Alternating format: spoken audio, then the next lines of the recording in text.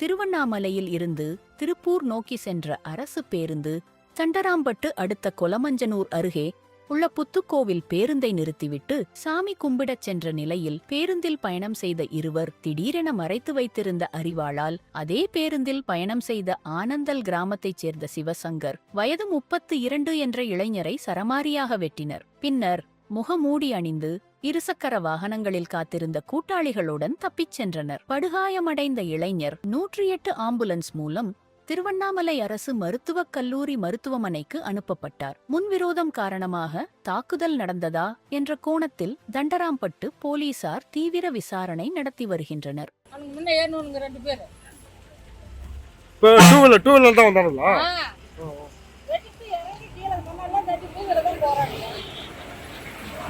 என்ன வயசு இருக்குதா?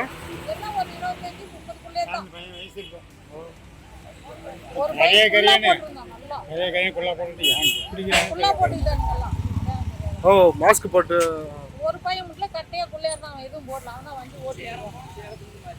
அவனா வெட்டுங்கறான். இவ எது சொல்லியா அடிபட்டவா? அத இப்படி புடிச்சான் பாரு கை. அவன் எப்படி புடிச்சாலும் வெட்டறானுங்க. இங்க